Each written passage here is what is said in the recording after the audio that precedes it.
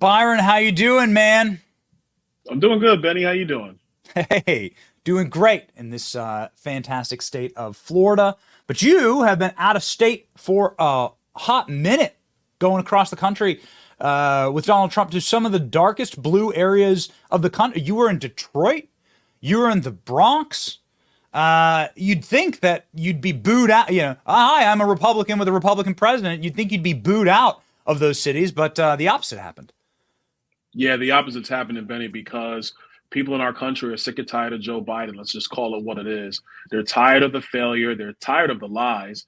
They're tired of the gaslighting. They're tired of just crises after crises after crises. That's why I call Joe Biden the master of disaster. Everything's going wrong.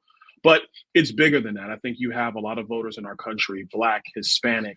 They're looking at their politics and they're saying, now, wait a minute. The Democrats have been telling us the same thing over and over every 4 years, every 2 years, but they've been in charge. Their policies simply don't work. And so they remember when Donald Trump was president. They remember that wages were rising massively ahead of inflation. They remember that the world was safe. They remember that our border was secure. And so they're saying, I have Donald Trump, and unfortunately, we have Joe Biden, who was the better president. Yeah, I'm going to be in Atlanta for the debate. I think a couple things. One, I think Joe Biden's going to come in.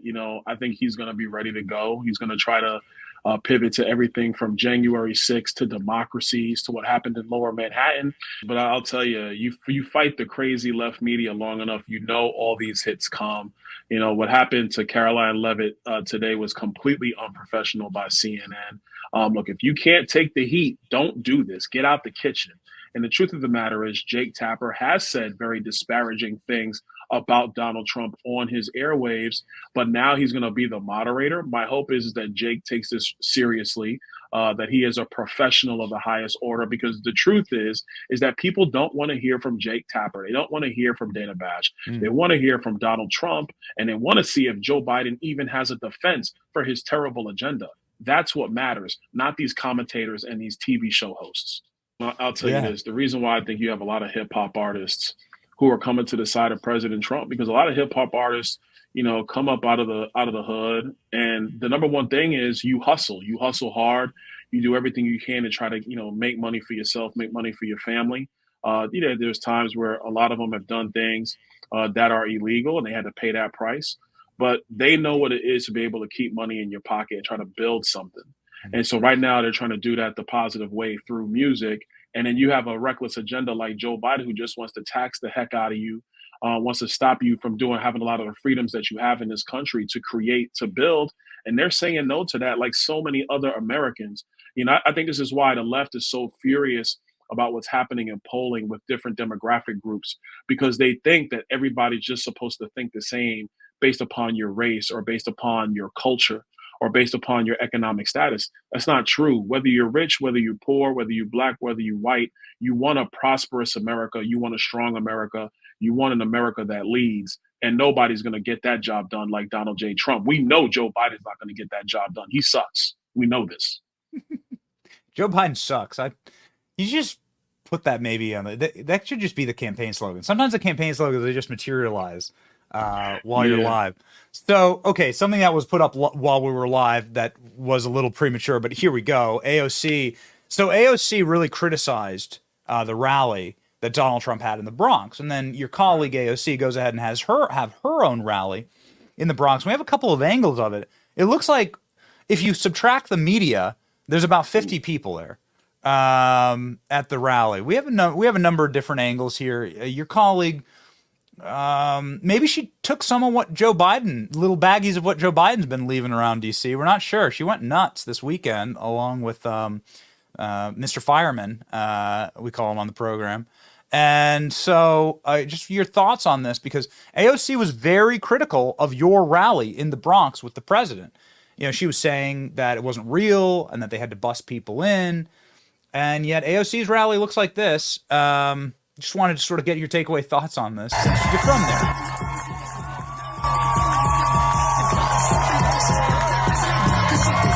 Okay, we're lower that audio. Thank you. That's enough.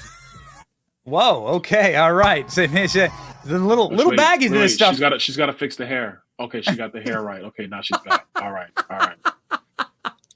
I mean, look, the only thing I'll say about it is that, you know, when you got nothing, this is how you got to carry yourself. When you have no argument, when you got no ideas, when everything you've done has failed the people of the Bronx, failed the people of Brooklyn, of New York City, and everywhere else, that's what you got to do. I'll tell you, that day in the Bronx was phenomenal. Way more people than whatever the heck they did over the weekend. But I think it demonstrates that, you know, people are wanting President Trump back. I was talking to a friend of mine in Miami. He was telling me that his son's now, I think, 18 or 19. And 4 years ago, his son was like, "No, we won Joe Biden. We won Joe Biden." His son now is like, "Man, nah, we need Uncle T. We need Trump." That's what a lot of these young black kids, they call him Uncle T. They said, "No, we need Trump back. That's who we want." So that's where you have this move of young black men, and really people across our country are saying, "We have seen enough. Joe Biden sucks. Kamala Harris is non-existent. We need a change. This country is great. We could do so much better, but it starts with leadership at the top. People know Donald Trump will deliver." Yeah. So we really have been tracking you, Congressman. You've been doing a lot of interviews on CNN. You've been going on Yeah, MSNBC. Did you go on Joy Reid's show?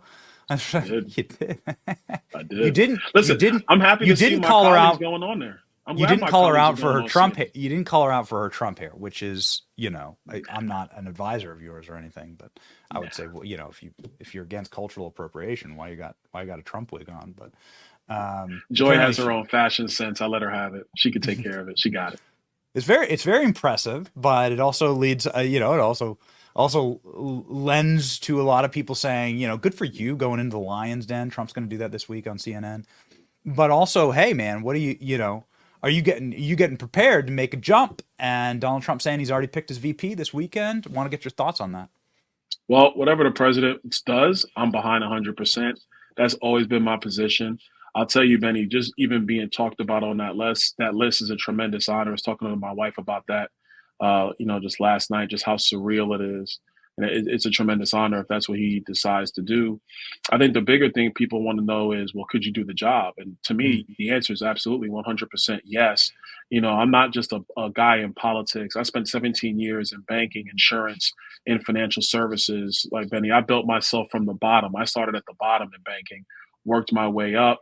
Then I served 8 years, four in the state legislature, four in Congress. So I know how the legislative process works. And at the end of the day, it's about getting the agenda done, getting it passed. The American people can't wait.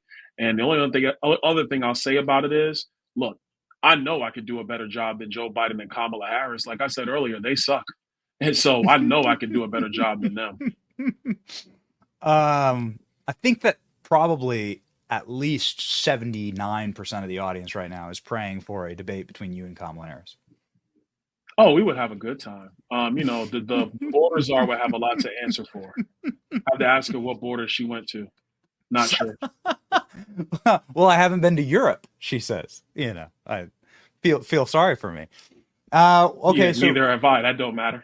I mean, this is the stuff, man. But it's crazy. I don't know. We'll see what happens there. okay. So the a question that regularly gets asked, final question I have on the subject is Kamala Harris in the last VP debate and since uses this little trick when you call her out, and she goes, "Excuse me, I'm speaking.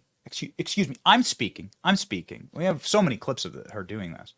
And what would you do if she pulled one of those finger wags to your face?